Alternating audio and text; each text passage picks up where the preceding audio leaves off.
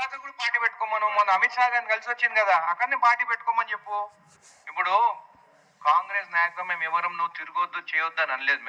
మేము ఏమన్నాము, తెలంగాణ వాళ్ళ నరదిష్టి కళ్ళు మంచివి కావు, అందుకే కోనసీమల చెట్లన్నీ చచ్చిపోతున్నాయి, బహుశా దాని వల్లనే వాళ్ళు తెలంగాణ కావాలనుకున్నారని చెప్పి మాట్లాడింది ఎవరు? మేము ఎప్పుడు నేను రావద్దని, నువ్వు కూడా 2007లో తిరిగినా అంటున్నావు, తిరిగినావు నువ్వు, కానీ ఎవరి కోసం తిరిగినావు? అప్పుడు ప్రజారాజ్యం పార్టీ కోసం తిరిగినాం. ప్రజారాజ్యం పార్టీ ఎవరిది? మీ అన్న చిరంజీవి గారిదే కదా. చిరంజీవి గారు అంటే మాకు అభిమానం. మళ్ళీ ఆ పార్టీ తర్వాత ఏమైంది? కాంగ్రెస్ పార్టీతో విలీనమైంది. చిరంజీవి గారు రాజ్యసభ టికెట్ ఇచ్చింది కాంగ్రెస్ పార్టీ, సెంట్రల్ లో కూడా స్టేట్ మినిస్ట్రీ కూడా ఆయనకి ఇచ్చినారు. మళ్ళీ ఆ రోజు నువ్వు ఏ రోజు మాట్లాడిందంతా ఏ కోణంలో మాట్లాడినావు? బీజేపీ వాళ్ళని ప్రొటెక్ట్ చేసుకుంటూ, అటుపక్క బీఆర్ఎస్ వాళ్ళని ప్రొటెక్ట్ చేసుకుంటూ నువ్వు మాట్లాడింది కాంగ్రెస్ పైన. మళ్ళీ ఆ రోజు చిరంజీవి గారిని విలీనం చేయొద్దని, దాంట్లో రాజ్యసభ టికెట్ తీసుకోవద్దని చెప్పి ఎందుకు చెప్పలేదు నువ్వు? అంటే ఆ రోజు అట్లా మాట్లాడతావు, ఈ రోజు సెంట్రల్ లా బీజేపీ గవర్నమెంట్ ఉంది కాబట్టి వాళ్ళతో మాట్లాడుతున్నావా? అసలు నా డౌట్ ఏంటంటే, అసలు ఆంధ్రాలో అంటే ఆంధ్ర తమిళనాడు పాలిటిక్స్ ఎట్లుంటాయి అంటే ఎవ్రీ 5 years కి ఏంటి ప్రభుత్వాలు మారుతుంటాయి. తెలంగాణలో 10 years ఫిక్స్డ్, దాని తర్వాత మాకు జాక్ పాట్ ఉంటుంది ఎట్లయినా కాంగ్రెస్ కి. నేను చెప్తాను ఉన్న ముందు నుంచి. అయితే 5 years తర్వాత ఎట్లా మీరు పోతావు? నువ్వు ఎట్లా అక్కడ ఉంటలేవు. నేను ఈరోజు చూస్తే కూడా చాలా గ్లామర్ గా అనిపించావు. అంటే నాకు తెలిసి నువ్వు విజయవాడకు పోతలేవు, ఎందుకంటే ఎండలు ఎక్కువ ఉన్నాయి అక్కడ. ఎండలు ఎక్కుంటే నల్లగా అవుతారు. నువ్వు నల్లగా కాకుండా తెల్లగా ఉన్నావంటే నువ్వు తెలంగాణనే ఉన్నావు. నీ విజయవాడ ఇసిపెట్టుకొని, నీ ఆంధ్రాని ఇసిపెట్టుకొని ఇక్కడికి వచ్చి నేను ఇక్కడ తిరుగుతాను, అక్కడనే న్యాయం చేయలేకపోయినావు. అసలు ఈ 2 సంవత్సరాలు అయింది కదా మీరు వచ్చి, ఈ 2 సంవత్సరాలలో నువ్వు హైదరాబాద్ లో ఎన్ని రోజులు ఉన్నావు? నువ్వు డిప్యూటీ సీఎం అయినాక విజయవాడలో ఎన్ని రోజులు ఉన్నావు? అసలు మీ పార్టీ ఒక్కడు కూడా గెలవాలని చెప్పి సర్వేగా తెలిసింది కాబట్టి అయ్యో అంటే, ఇప్పుడు సినిమా యాక్టర్ ఎట్టుంటారో చెప్తా. మూవీస్ వస్తాయి, ఒక మంచి ప్రొడ్యూసర్ ఉంటాడు, ఇంకొక పెద్ద ప్రొడ్యూసర్ ఉంటారు. ఇప్పుడు రాజమౌళి సినిమాలు యాక్ట్ చేయాలని అందరికి ఇష్టం ఉంటుంది, అంటే పెద్ద మూవీస్ తీస్తారు. అయితే ప్రొడ్యూసర్స్ కూడా ఎట్లుంటారంటే ఎవరు ప్యాకేజ్ ఎక్కువ ఇస్తే వాళ్ళ దగ్గరికి పోవాలని ఉంటారు. బహుశా మొన్న అమిత్ షా గారిని కలిసింది దీనికేనేమో, ప్యాకేజ్ మాట్లాడుకొని నేను తెలంగాణకు వస్తానని చిచ్చు పెట్టి కొట్లాటలు పెట్టి కావాలని నరదిష్టి అని కూడా దీనికోసమే మాట్లాడినేమో అని కూడా నాకు డౌట్ వస్తుంది. ఇదే కాకుండా పదే పదే కొండగొట్టుకు పైసలు ఇచ్చినట్టు ఏంది ఇది? మనం తిరుపతికి పోతాం, ఉండీలో పైసలు వేస్తాం, మనం చెప్తాం ఎవరికైనా ఎంత వేస్తాం అనేది చెప్తామా మనము? అంటే నువ్వు ఆఖరికి దేవుణ్ణి కూడా వాడుకుంటున్నావు నువ్వు. ఏంది ఇది?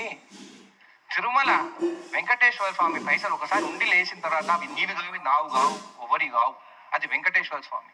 వెంకటేశ్వర స్వామి తన భక్తుడు ఆంజనేయ స్వామి కట్టించుకుంటున్న గుడి కొండగట్టు స్వామి గుడికి.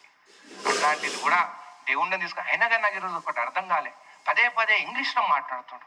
ఎవరి కోసం మాట్లాడుతూ? అమిత్ షా వినాలనా? అదే దిస్ అని మాట్లాడుతూ ఏంది నువ్వు మాట్లాడేది? తెలుగులో మాట్లాడు, తెలంగాణలో మాట్లాడు. కావాలని మధ్యలో ఇంగ్లీష్ తీసుకొచ్చా. National media I will address again later. అంటే నువ్వు ఎవరిని ఇంప్రెస్ చేయాలనుకుంటున్నావు? ఒకటి అమిత్ షాని, ఇక్కడ ఉన్న కేసీఆర్ని. ఏంది నీ మనుషులను కూడా నేను నాలుక చేయడండి నా భూమి. నేను ఒక్కటి చెప్తున్నా, జనవాడ భూమి గురించి నాకంటే ఎక్కువ నీకు తెలియదు. అది మా మక్తా ఊరు. గండిపేట డ్యామ్ కడితే మా భూములే మునిగిపోయినదంట. నిజాం దానికి మాకు 60,000 రూపాయలు ఇచ్చిండు, బాండ్స్ కూడా ఇచ్చిండు.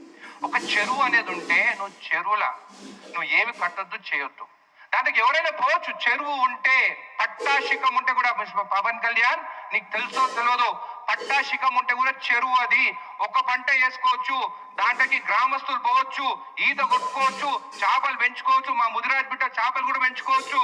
నీకు తెలుసో తెలియదో ట్రెస్ పాసింగ్ కేసు పెడతా అంటున్నావా? అంటే ఒక జర్నలిస్టులు పోయినారు, నేను నిన్న టీవీలో చూస్తాను, పోయింది జర్నలిస్ట్ కూడా నువ్వు స్వేచ్ఛ లేకుండా ఈరోజు మాట్లాడతావా? నువ్వు ఎట్లా వస్తావు ట్రెస్ పాసింగ్ అంటే? మేము జర్నలిస్ట్ మీరు కూడా అడుగుతారు అంటే, మీరు పోయి ఏదైనా వీడియో తీయాలంటే మీ పైన కేసులు పెడతారు. మళ్ళీ పాకిస్తాన్ అని మాట్లాడుతున్నావు అంటే నువ్వు ఏం మాట్లాడాలనుకుంటున్నావు? మళ్ళీ ఎంఐఎం గురించి మాట్లాడినావు. నువ్వు ఏమి రెచ్చగొట్టాలనుకుంటావో నాకు అర్థమైతలేదు. నరదిష్టి అనే తెలంగాణ వారికి క్షమాపణ చెప్తావు అనుకున్నాను నేను ఈరోజు. అసలు నేను ఎవరి ప్రెస్ మీట్ నేను వినను. ఈరోజు నువ్వు మాకు క్షమాపణ చెప్తావని చూస్తే నువ్వు రెచ్చగొట్టి మీ వాళ్ళకు కూడా రెచ్చగొట్టి కొట్లాటే దారి తీసుకొచ్చేటట్టు నువ్వు మాట్లాడుతున్నావు అంటే నీ సంస్కారం ఇదేనా అని చెప్పి నేను అడుగుతున్నాను. సరే, మరి 12 ఏళ్ళు ఎక్కడ పోయినావు? ప్రజారాజ్యం పార్టీ పోయినప్పుడు విలీనం కాంగ్రెస్ పార్టీతోనే అయింది. నువ్వు ఎక్కడ పోయినావు? దాని తర్వాత ఎక్కడ పోయినావు? మల్కాజిగిరి నిలబడదాం అనుకున్నా అని అన్నావు, మరి ఎందుకు నిలబడలేదు? మొత్తం అన్నీ ఓడిపోయినారు. మీ వాళ్ళు అంటున్నారు అనుతటికి నీకు అర్హత లేదు పవన్ కళ్యాణ్ మీద మాట్లాడితే ఇంకో అని. నేను ఒకటే అడుగుతున్నాను, నేను ఫస్ట్ టైం నిలబడ్డా, జడ్చర్ల ప్రజలు నన్ను గెలిపించిండు. నువ్వు ఫస్ట్ టైం 2 ప్లేస్లో నిలబడితే నువ్వు ఎందుకు ఓడిపోయినావు? నీకన్నా ఎక్కువ అర్హత నాకున్నట్టే కదా. ఇంకోసారి మాత్రము నువ్వు ఇష్టం వచ్చినట్టు మాట్లాడి తిరుగు, నీ ఇష్టము నా దగ్గర తిరుక్కో. ఎవరొద్దంటూ నువ్వు గుజరాత్ పార్టీ పెట్టుకో, మహారాష్ట్రలో పెట్టుకో. గుజరాత్ అంటే నీకు అమిత్ షాని మోడీని చూస్తే భయమేమో నీకు, లేకుంటే ఏం ప్యాకేజ్ మాట్లాడుకున్నావు నువ్వు. ఇంతకుముందు చెప్పినట్టు ప్రొడ్యూసర్లు ఎవరు పెద్ద ప్యాకేజ్ ఇస్తే వాళ్ళ దగ్గర పోతావు. నా దగ్గర అయితే అంత ప్యాకేజ్ లేదు, నేను తీసుకొని నా కోసం తిప్పించుకునే దానికి చర్చలలో. నాకు బహుశా తెలిసి జగన్ గారు ఏమైనా ఎక్కువ ప్యాకేజ్ ఇస్తే కూడా అటు కూడా పోవచ్చు. కాబట్టి ఇంకోసారి తెలంగాణ మీద మాట్లాడేటప్పుడు, పిచ్చి పిచ్చి మాట్లాడేటప్పుడు జాగ్రత్త, నోరు జాగ్రత్త అని చెప్తాను. 2 సినిమాలు ఎత్తిపోయినాయి. నువ్వు డిప్రెషన్లో ఉన్నావని నాకు తెలుసు. ఆ ఓజీ మూవీ ఎత్తిపోయే, ఉస్తాద్ భగత్ సింగ్ ఎత్తిపోయే. ఇంకో మూవీ వస్తే కూడా ఎత్తిపోతుందో మంచిగా ఉంటుంది. మేమందరం నీకు మూవీ హిట్ కావాలని అనుకుంటున్నాము. కానీ 2 మూవీలు ఫ్లాప్ అయిన దాని వల్ల డిప్రెషన్లా, అంటే ఎవరు డిప్రెషన్ ఉన్నా కానీ ఆ తెలంగాణ వాళ్ళు మేము సెంటిమెంట్ పీపుల్, ప్రేమతో చూస్తాం. ఆ ప్రేమ కోసం వచ్చినావేమో, ఆ ప్రేమ కోసం ఖచ్చితంగా చూస్తాము. నీకు ఏదైనా కానీ హైదరాబాద్ ఉండొచ్చు, ఎప్పటికీ ఉండొచ్చు. ఎందుకంటే ఇంకా నెక్స్ట్ దాంట్లో నీకు డిపాజిట్ వస్తుందో రాదో.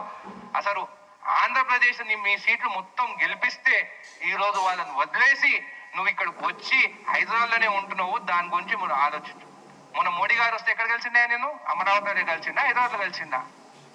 హైదరాబాద్లో కలిసిండు. నేను ఏదంటే అది మాట్లాడి రెచ్చగొట్టి ఎంటుకలు ఎగరేసుకుంటా, నాకు అన్ని ఎంటుకలు లేవనుకొని ఇలాగ ఎగరేసేటట్టు. నువ్వేమని మాట్లాడో మీది జాగిరా అని మాట్లాడతావా? అవును, తెలంగాణ మా జాగిరే. ఇక్కడ జాగిరా కానీ దొరల భూమి, ఇందిరాగాంధీ గారు భూములు సీలింగ్ యాక్ట్ తీసుకొని పేదవాళ్ళకి ఇచ్చిండ్రు. మీరు ఏం చేస్తారా? మీరు ఎవరికైనా భూములను ఇచ్చినారా? ఇప్పుడు ఆంధ్రప్రదేశ్ ఉన్నారు కదా, పేదవాళ్ళకి ఏం చేస్తున్నారు? పేదవాళ్ళకి నిన్న ఒక ఫ్యాక్టరీకి ఎక్కడ పోతే ఒక అధికారం నిలబడితే కాళ్ళ మీద కాళ్ళు వేసుకుని ఆ అధికారంలో we'll go to Singapore. Modi గారేమో బయట దేశాలకు పోతుంటావు, నువ్వేమో వీల్ గో టు సింగపూర్. అంటే గవర్నమెంట్ పైసలతోని నీ కొడుకుని చూసుకునేదానికి ఇది ఒక ప్లానా?